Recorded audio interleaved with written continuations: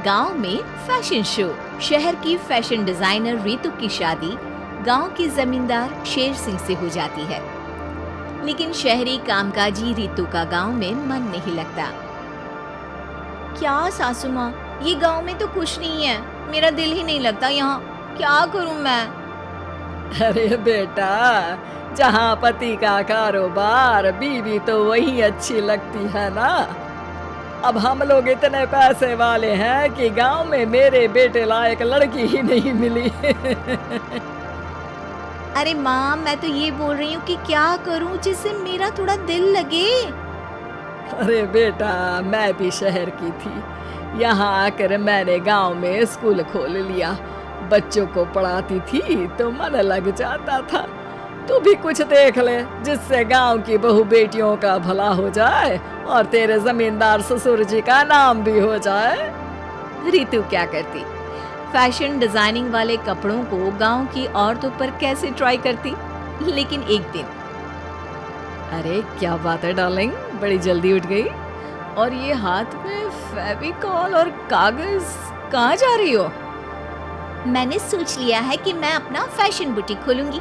गांव की औरतों को सजा धजा कर फैशन शो करूंगी और यहाँ की औरतों को भी शहर के फैशन से वाकिफ करवाऊंगी। फैशन और यहाँ की औरतें, अरे इन लोगों को तो बस चूल्हा चौका आता है। खाली समय में एक दूसरे के सर से जुएं निकालती हैं या फिर अचार पापड़ बनाती है। इन लोगों के बस की नहीं है फैशन को समझना। लेकिन रितु मानती नहीं।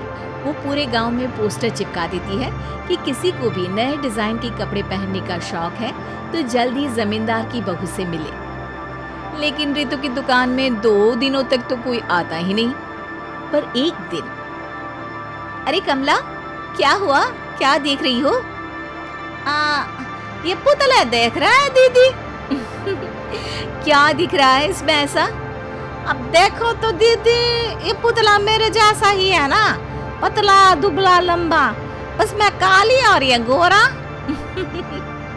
तू ये बता, इस पुतले के कपड़े तुझे कैसे लग रहे हैं? अरे कपड़े तो बहुत ही सुंदर है दीदी, लेकिन तू ना बस कल इसी समय आ जाना और अपने जैसी 2-3 और को भी ले आना। अगले दिन कमला 2 लड़कियों को लेकर आ जाती है। रितु उन लोगों को अपने हाथ के सिले कपड़े पहनाती है और घर भेज देती है। उन लोगों को गांव की दूसरी औरतें भी देखती हैं। और फिर क्या, अगले दिन रितु जब दुकान खोलती है तो सामने बहुत सी औरतें उसके बनाए डिजाइनर कपड़े पहनने को तैयार खड़ी होती हैं। तुम लोगों को कपड़े के साथ ही हल्के मेकअप और स्किन केयर की भी क्लास देनी पड़ेगी। रितु गांव की औरतों को फैशन का ज्ञान देने में लग जाती है। एक दिन रितु का पति कहता है, अरे रितु, तुम्हारी फोटो पेपर में आई है। क्यों भाई, ऐसा क्या कर दिया मैंने? क्या लिखा है? अरे लिखा है गांव में होगा अब फैशन वीक। अरे हाँ, कल ना कोई फोन आया था मीडिया वालों का, तो मैंने भी बोल दिया कि फैशन शो तो अब गांव में होगा। लग रहा है उसी की खबर बना दी है। तभी रितु को एक फोन आता है। हेलो, कौन बोल रहा है? जी मैं काम्या बात कर रही हूँ लुक मी फैशन वीक से। हम लोगों ने आपका काम देखा। हम शहर वर्सेस गांव का फैशन थीम में एक फैशन शो आपके गांव में करना चाहते हैं। अरे वाह, ये तो बहुत ही अच्छी बात है। मैं अपनी मॉडल्स के साथ शो में हिस्सा जरूर लूंगी। बस अब क्या था, वो दिन भी आ जाता है जब रितु की गांव की गोरी शहर की छोरी के साथ स्टेज शो में हिस्सा लेती हैं। शो के बाद, अरे आपकी वो जो कलेक्शन है ना, मैं उसकी पूरी सीरीज खरीदना चाहती हूँ। सच में आपने वो कपड़े डिजाइन करे जो आज के लोग आसानी से घर और बाजार में पहन सकते हैं और बजट में भी है। हम भारतीयों के लिए तो ये डिजाइन बेस्ट है जी।